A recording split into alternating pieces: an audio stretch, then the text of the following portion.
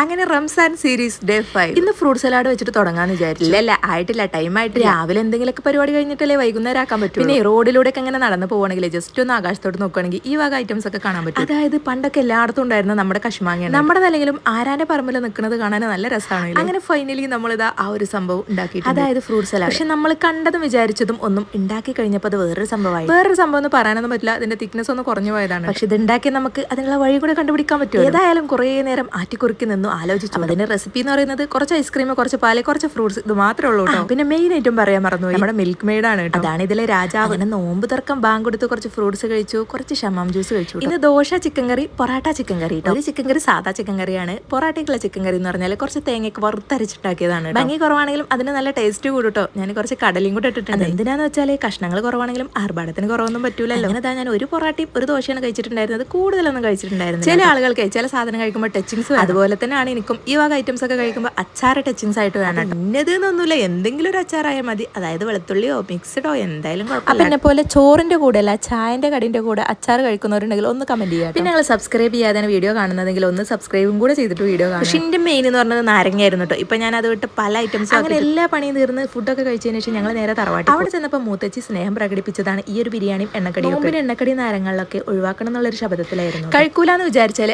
ആരെങ്കിലും എവിടെന്നെങ്കിലും ഒക്കെ കൊണ്ടുത്തരട്ടോ, നമ്മൾ ഉണ്ടാക്കണം തന്നെ ഒന്നുമില്ല കേട്ടോ കഴിക്കാൻ. അതാ ഫൈനലി നമ്മുടെ ഫ്രൂട്ട് സലാഡ് ഇവിടെ സെറ്റ് ആയിട്ടോ. ആദ്യം കണ്ടപ്പോൾ നല്ല കട്ടില്ലാതെ വെള്ളം പോലെ അല്ലായിരുന്നു, ഇപ്പൊ എങ്ങനെ ഉണ്ട് നോക്കാം. അതെ, മിൽക്ക് മെയ്ഡും ഐസ്ക്രീമും കുറച്ച് കുറവുണ്ടായിരുന്നു, അത് കുറച്ച് കൂട്ടിയിട്ടപ്പോൾ സംഗതി സെറ്റ് ആയിട്ടോ. അടിപൊളി ടേസ്റ്റ് ആയിരുന്നു. അപ്പൊ നിങ്ങളോട് ഒരു ഇമ്പോർട്ടന്റ് കാര്യം പറയാനെന്ന് വെച്ചാൽ, നിങ്ങൾ ഫ്രൂട്ട് സലാഡ് ഉണ്ടാക്കുകയാണെങ്കിൽ കുറച്ച് കൂടുതൽ ടൈം വെക്കുന്നുണ്ട്, അതിൽ നിങ്ങൾ പൈനാപ്പിൾ ആഡ് ചെയ്യരുത് കേട്ടോ. നല്ലപോലെ കയ്പ് വരും കൂടുതൽ ടൈം വെച്ച് കഴിഞ്ഞാൽ. ഉണ്ടാക്കിയ സ്പോട്ടിൽ കഴിക്കാനാണെങ്കിൽ സെറ്റ് ആണ് കേട്ടോ. അപ്പൊ എല്ലാവരും ഒന്ന് ട്രൈ ചെയ്ത് നോക്കാം കേട്ടോ.